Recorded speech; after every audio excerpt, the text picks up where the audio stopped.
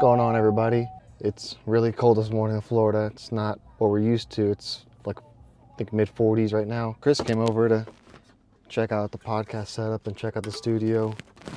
And we kind of caught up because he hasn't been to the house in a couple of years, actually. Last time he was here, I think he was still in Virginia living. So he finally came back to see how everything has developed around where I live at. So Chris, what do you think of this new setup? It's first time you've seen it, right? Yeah, no, it's great. It's like very professional, you know what I mean? I dig it. It's got a lot of good equipment in here. I like these mics. They're, I don't know, they seem like high-end. No, I dig it. I'm excited to kind of get everybody over here. And it's nice to see it all in person. It's definitely different than seeing it on a video. Very surreal when you come in here and it's like laid out and it's like, wow, You know what I mean? You watch all these podcast people and everything and it's like you're watching the video but you don't really see like the behind the scenes and like what it actually takes to set all this up and like like the thought process and like of the studio itself and like turning like a room into something that is more than just a room and have it look good and it's appealing and all that stuff. And it's like Chris did a really good job with this backdrop and this white wall and stuff like that and the lighting on it and everything. And I think it's a little bit harder than most people think. Once I got Chris to the studio, I think we kind of put our heads together and kind of figure out what kind of setup and what kind of content we want to put together for the podcast. Kind of brainstormed for about a couple hours and then we went to grab some food. And then Carlos came over, it was a good thing Carlos came over as a third person because I think between me and Chris, it would get kind of stale between me and him talking. So it was good to have a third person, have Carlos there as a third person. I think having 3 or 4 people on the podcast would be better. That way it's kind of more of a fluent conversation. With these test phases, I think it's a good learning curve of what needs to be improved and what needs to be changed. I think our angles are a little off with the camera.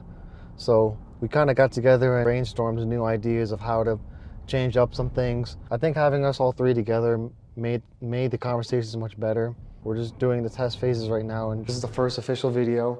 So I've got my 2 good friends here, Chris and Carlos. Introduce yourself, guys. One at a time. Hey guys, I'm Carlos. Chris. You've seen Chris before. Carlos is actually a good friend of ours too. He's finally here in the studio. The tech guy. The tech guy, yeah. He's here. I'm gonna do all the tech stuff, but we'll make it work though. So we're having a little technical difficulties with the audio, but we're working on it. Yeah, that's why it's called a test phase for. Yeah. Correct, yeah. But it's gonna be on YouTube anyway, so it is what it is. So like I was talking about the Rodecaster Pro and how it was so simplistic when it comes to audio and anybody could use it. Correct, yeah. Chris likes the colors too. And Chris likes the colors. So honestly, I mean, he'll be touching it though when it's here. Color coordinated. You know what you do? We'll just get him like one of these Stream Decks that we could just put different colors on there, and we'll just put it right in front of him. So anytime like a different color comes up, I know him. He's just gonna push it. Yeah. What's like next on the truck? What do you want to work on next? Well, I don't know if I really want to get, like I think I mentioned in the last video, but I really want to get like a new rear end for it, and then I want to do disc brakes all the way around, and then I want to do a motor. Are you gonna get like a built like a junkyard rear end? You can rebuild it, or you can buy a brand new? No. There's like a Ford 9-inch rear end is what it's called, and it's basically, if anybody knows anything about cars, Ford 9-inch is like the beefy rear end. So you got the housing, then it comes with the housing and the axles, then you have to buy the differential in the rear end. You can pick what gear ratio you want and everything like that. Okay. Depending on what you're trying to do, if you're trying to do like quarter mile or just drive around on the street. But so you pick your rear diff, the housing comes with the axles, and then I'll get, once I get that, then I can get disc brakes for it. So, but all that for the disc brakes and the rear end is like $2,000 though. Mm-hmm. It's not terrible, but that's just for that, and that's not even including. Well, no, I think that is including the diff, but that's just rear end and brakes, and then after that I'd have to get I think I have to get a stronger drive shaft, and then I'll go ahead and put the motor. Then you got to get motor mounts, and then you got to get like Everything adds up. Yeah. So I Oh, was like, trying to- trust me, I know. It's like, do I want to do that, or do I want to get like more tools that I actually need for like welding that's actually gonna make me money? I would honestly, I would go ahead and just blow the money on getting tools, getting everything set up, so that way when you start tackling the big project, you know, you have everything at your disposal. Yeah. It's an investment. Get what for you sure. pay for. Yeah, Yeah, I even mean- my Milwaukee tools, yeah, they're expensive. Yeah, don't be surprised when you have a garage full of like over like 20 grand worth of tools. Yeah. 'Cause Yeah. it'll happen real quick without Yeah. you even noticing it. Kind of like what my game plan is. I'm not really sure what route I want to go, but then I also want to get that stuff for the truck so we can make content with it, right? Oh yeah, we could do more content. Yeah. Yeah. We had the couch. The couch was right here. Yeah. There was a dresser here. This table I built myself. This table and That's a legs. nice table. Yeah, and I put these electricals in myself too. Hell All these yeah. electricals. That one's there for the guests. You talking about Melissa. Alyssa? Yeah. Why would you have her on here?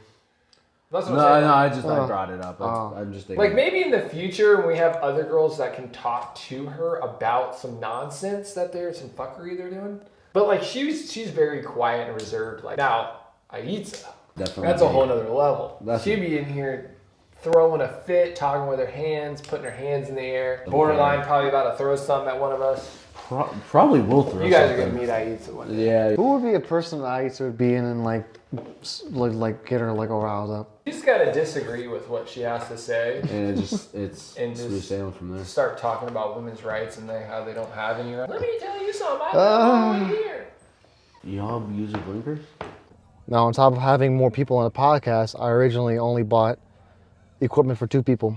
So now I gotta buy another set of equipment for a third person, which is no big deal. It's just more money. I gotta spend more hours. I gotta work and more money that has to be made, but it's all good. I think in favor of the podcast, it'll be a good addition to have a third person there. I won't guarantee to have a third person all the time. I know I'll have Chris, or I might just have Carlos or me sometimes. It's good. It's a good to have 3 or 4 people. That way we could have interchanging people there. So I hope you guys enjoyed part 1 of our test phase with the podcast.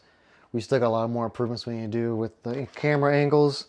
We've got a lot of improvements to do with how we're talking and what we're talking about.